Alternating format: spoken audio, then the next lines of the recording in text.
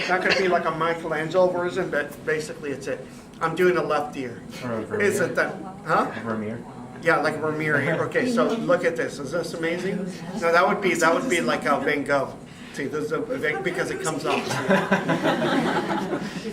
Okay, so here we go. I think it was his right ear that he did, but well, that doesn't matter.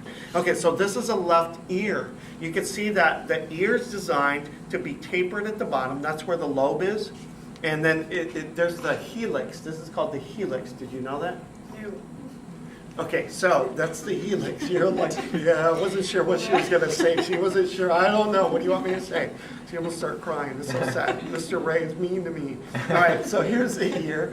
Okay, it's kind of a big ear, but this is the ear. The one thing I want you guys to look at is how thick it is. This is substantial. It's heavy. It's thick. It's about, if I take my fingers, it would be about this thick. It's like ½ inch thick. This is substantial. Can you guys remember that? It needs to be substantial. It can't be too weak. Don't get cheap on me now.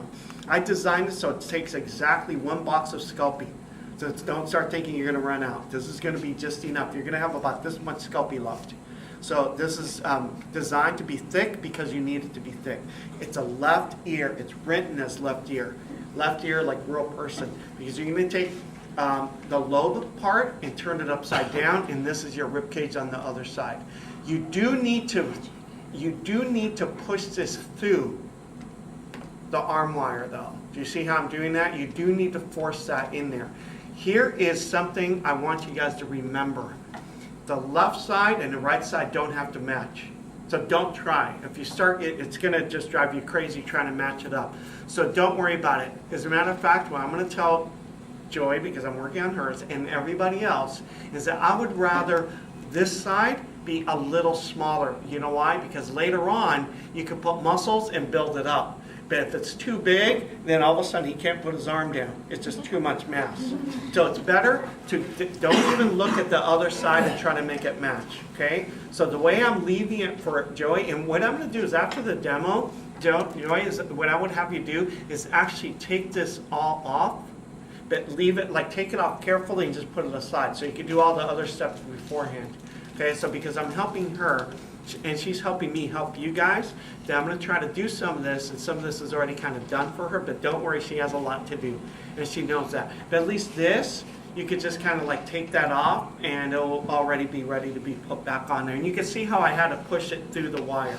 Remember, this is structure wire. This is just to help the épauché. It doesn't mean it's not a bone or anything. So basically, that's what I do with that. And now you can see why it needs to be really thick.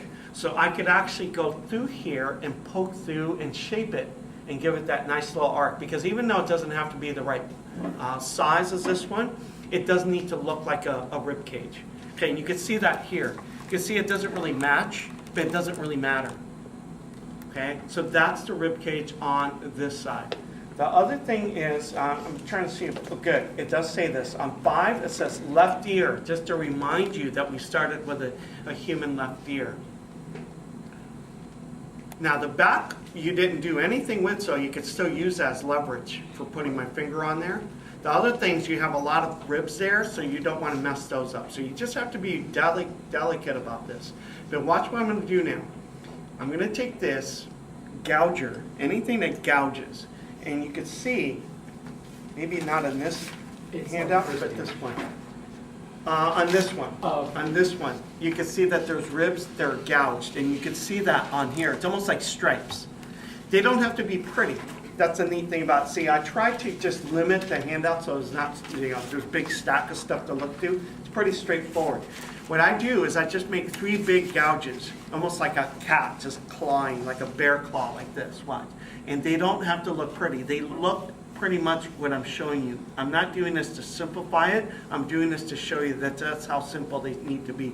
You make 3 gouges on here, and don't worry, I'll rotate this around, but I'm not doing anything that's at all fancy. Look at that, see that? I'm just gouging. This is a really good tool. If you want to make a tool like this, you just use a bobby pin. A hairpin would work really well. You bend it into like a V shape, and you could gouge. But basically that's it. Now you have those little ribs. You know what's neat about that is later on when you put muscles on there, the muscles will go in and out of those ribs, and it'll feel like there's ribs underneath.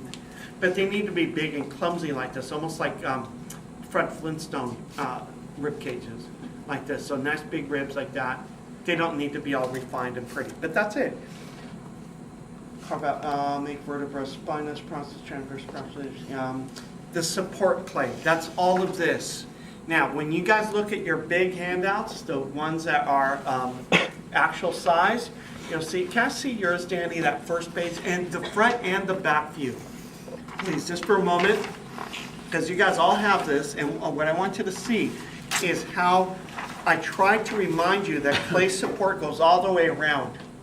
And you can see that with this. You see that? The other thing that I will show you, thank you, Danny, you're losing that. The other thing I want to show you is that, and look, it's my finger again. See, look.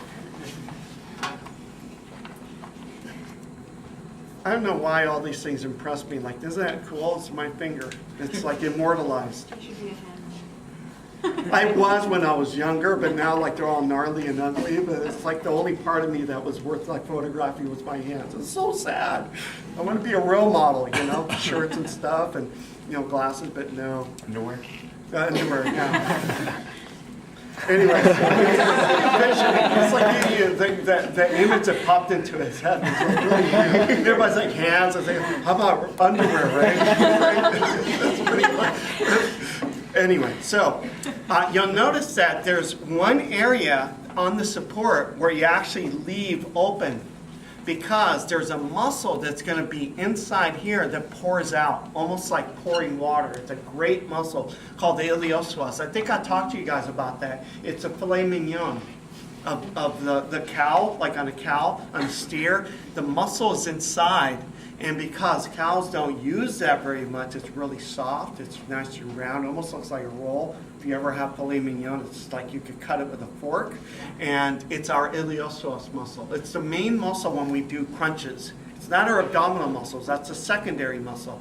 The primary muscle that allows it. That's why a lot of times you can do a lot of them. And that muscle in there is getting really strong, but the abs are still kind of flabby. Check it out sometime. So basically you need to do a lot of other exercises to exercise the six-pack area. But that muscle is inside here, but it comes out like this, and it's attached to the lesser trochanter and allows you to basically raise your knee. It's a dancer's muscle.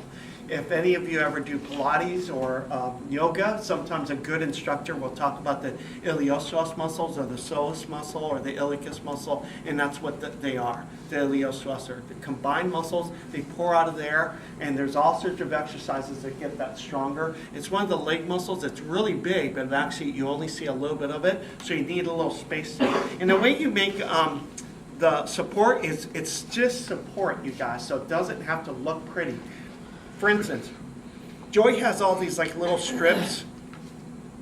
So you could actually use strips and just piece it together until you go all the way around.